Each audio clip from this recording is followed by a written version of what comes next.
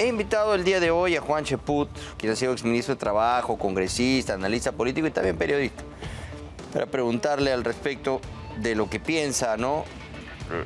No solo en torno a este lamentable hecho, Juan, sino a la reacción de cierto sector que la verdad ya no sabemos qué esperar, ¿no? de ese lado. Bienvenido. ¿Cómo estás? Mira, quiero decir en este ámbito que es distinto al de las redes sociales, lo que planteé ayer, mi felicitación al programa Contracorriente, porque como tú bien has señalado, esto sería hoy día casi un caso cerrado. Es decir, se hubiera instalado en la opinión pública la narrativa de que José Miguel Castro se suicidó y por lo tanto ya no había nada más que hacer y había que respetar el dolor de los familiares, que hay que respetarlo evidentemente, pero no en una situación como esta. Desde un primer instante se ha visto que esto no era normal. No se elige un estilo, un modus operandi como el degollamiento para quitarse la vida. Nadie se propina un corte tan profundo y se hace y desliza el cuchillo durante 15 centímetros, ¿no? Una longitud tan grande. De oreja a oreja. Para suicidar, de oreja a oreja. Y por otro lado, lo que a mí me llama la atención es el contexto, ¿no? Cuando mataron a Andrea Vidal, de inmediato funcionarios del Congreso salieron a decir que el objetivo era el chofer, ¿no? Cuando a todas luces no tenía nada que ver, estuvo en el lugar equivocado. Cuando pasó lo de Nilo Burga, de inmediato también funcionarios del gobierno empezaron a señalar de que era un suicidio, una persona que se había colgado de un rack, ¿no? A metro y medio, ¿no? Incluso hay imágenes de la policía en el momento que están analizando ese rack y obviamente nadie se suicida colgándose. No tenían ninguna relación ni lógica con la realidad, ¿no? Así es. Y ahora salen especialistas en medicina forense, ¿no? Periodistas forenses, a decir de inmediato que esto es un suicidio, ¿no? Y lo atribuyen a una serie de deudas que podría tener José Miguel Castro. Estaríamos muertos todos, papá. La gran mayoría de peruanos se habrían suicidado, ¿no? Porque nadie se suicida por deudas. Pues. Pero por otro lado, José Miguel Castro no tenía deseo, no tenía una vida tan recluida. José Miguel Castro había acudido a un concierto hace poco. Hay imágenes de él que no he tenido oportunidad de buscarlas, pero recuerdo haberlo leído en la prensa, que él había acudido a un concierto. ¿Por qué? Porque en medio de toda la desgracia que venía viviendo, se daba algún espacio para relajarse, lo cual es lógico, es natural. Entonces acá ha habido un homicidio desde cualquier punto de vista. Ese corte es monstruoso. Yo comprendo el dolor de su padre, el ex congresista Julio Castro. Que es doctor además. Que es doctor además. Y lo que señaló ayer tu invitado a mí me llamó la atención. Es un corte con bisturí, ¿no? Entonces, la familia, la gente que ha tenido acceso en primera instancia a eso, se ha dado cuenta que eso de ninguna manera es un suicidio. Además, el suicidio... Ya, por eso la pregunta de cómo es que tienen que regresar. Cuando ya les hacemos roche, cuando ya evidenciamos las fotografías, cuando ya lo que ellos querían mantener escondido y que ya afloren otros escándalos como lo que está tratando de hacer al mejor estilo de las cortinas de humo de Lavajato, lo de hoy día, se ven obligados la acusación de Keiko, ¿no? Mira, la policía no está para hacer la ley, para practicar la ley del mínimo esfuerzo, ni para adorar la píldora. Si en estos momentos la policía y la fiscalía en conjunto no hacen una investigación profunda, se va a inaugurar la temporada de asesinatos de testigos, de gente que sabe Pero mucho. ya se inauguró, Juan. Bueno, se va a profundizar en todo caso, porque estamos Tú mismo viendo... me has hablado de Andrea Vidal, Nilo Burga.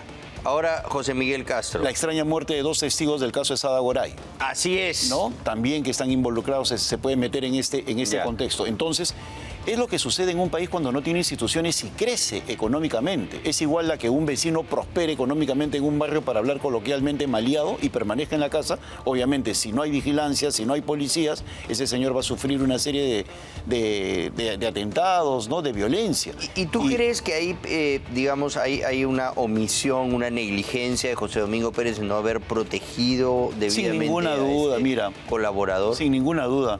Lo que pasa es que los mecanismos de protección no se pueden activar hasta que el acuerdo no esté aprobado, hasta que no esté homologado. Claro. Ahí recién hay Pero de acuerdo, efectivamente pero él también una puede... instancia que incluso te reubica, te cambia de nombre, etcétera. Pero el problema es como la de película. dilación, porque si él ve de que, mira, una de las cosas que se ha señalado es que José Miguel Castro permanentemente ha estado cambiando de posición, ¿no? En unos casos decía una cosa, en otras otra, entonces como que no había impulso de parte.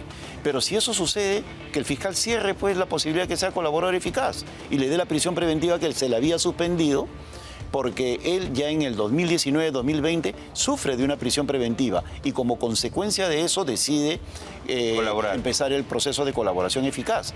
Si él en ese interín, en esos 5 años, no colabora, pues que vuelva a la prisión preventiva. El problema es que se le ha tenido 5 años. Y hay un elemento que no debe pasar desapercibido. Cuando cambia la ley del Parlamento para que los procesos de colaboración eficaz se resuelvan en 8 meses, eso es en marzo del año pasado, solamente se pueden prorrogar en una oportunidad por 8 meses más si es que de por medio hay organizaciones criminales, si es que hay delitos sustantivos. Eso vencía en julio de este año. Es decir, si en julio de este año el señor José Miguel Castro no cerraba su proceso de colaboración eficaz, ya pues simplemente empezó a ser un procesado más.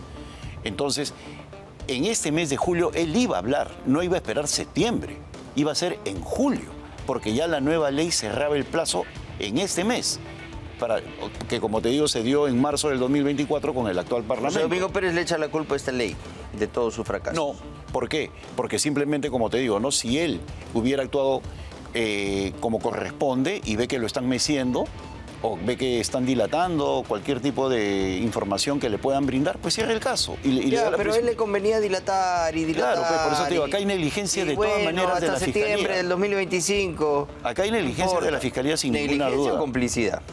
Bueno, eso ya sería una palabra mayor, ¿no? Que la verdad que sería gravísimo que eso Pero esté sabemos ocurriendo en el Perú. que tiene el amigote, ¿no? Gustavo Gorriti. Pero sí, pero lo que sí moviendo podemos los hablar hilos es en el Ministerio de Público. un contexto realmente dramático en el Perú.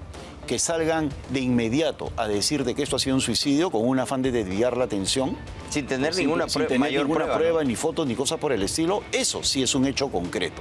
No se puede asegurar que una persona se ha suicidado sobre la base de que tenía deudas. Nilo Burga también se suicidó. Nilo Burga de 1,5 metros en red vinculado con Entonces, Jani Warma. todo el mundo se va a empezar a suicidar. Entonces, eso, por ejemplo, sí es una situación que le debe llamar la atención a todo el país. En este caso estamos hablando de un caso emblemático, de un caso como el de Lavajato, donde la señora Susana Villarán puede enfrentar penas de muchos años de por medio, pero sobre todo hay una gran cantidad de gente involucrada. No nos olvidemos que José Miguel Castro era el que recibe $1 millón y lo reparte a una serie de personas que en estos momentos no se sabe quiénes eran, pero en todo caso podría haber dado algún tipo de información. Claro, él dentro de iba a los lograr procesos vincular preliminares. la coima con los contratos de concesiones. Claro. Cosa que iba a tumbarse todos los arbitrajes, pues. Si estamos Y hablando además, de miles de millones en concesiones, porque ahí ya se Porque iba si a el origen es evidenciar corrupto, Así es. obviamente no hay pie Ya, pues para que eso entonces vaya adelante. hay 1.000 millones de razones Pero para verlo muerto, ¿no? Eso debería llevar a que si hubiera habido un proceso eficaz de colaboración eficaz, le hubieran dado la protección del caso, el anonimato, la discreción y todo ese tipo de cosas.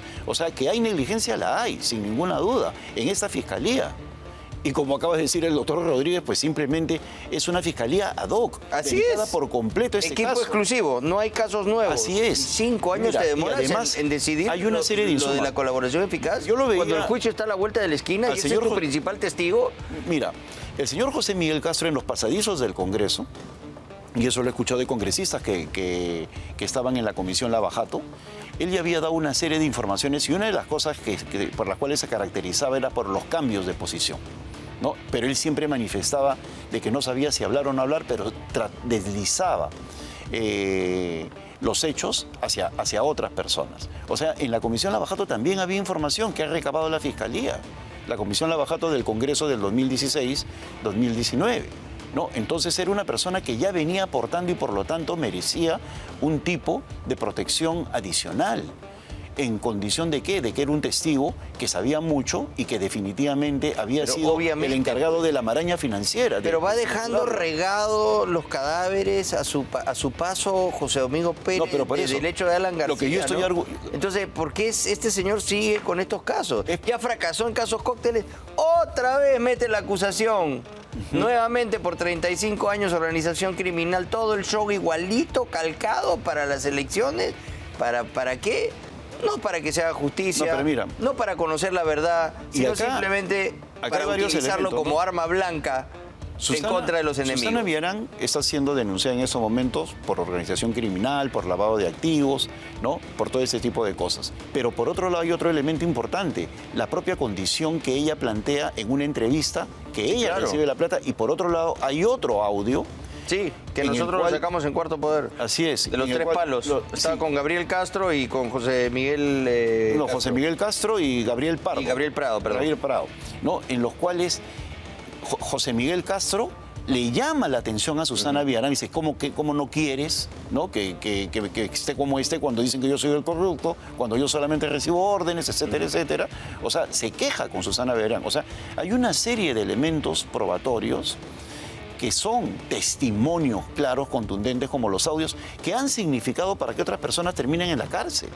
Y en este caso hay una dilación verdaderamente impresionante. Muy bien. Bueno, Juan, gracias por haber estado con nosotros. Y sí, fue contundente tu mensaje de ayer. Me pareció muy pertinente y creo que se ha viralizado en las redes. Y así hay que hablar, con claridad, porque no estamos en un momento para estar jugando. Aquí la institucionalidad democrática está en juego. Así que hay que tomarnos esto en serio. Gracias Gracias a Juan Cheput por habernos acompañado esta noche.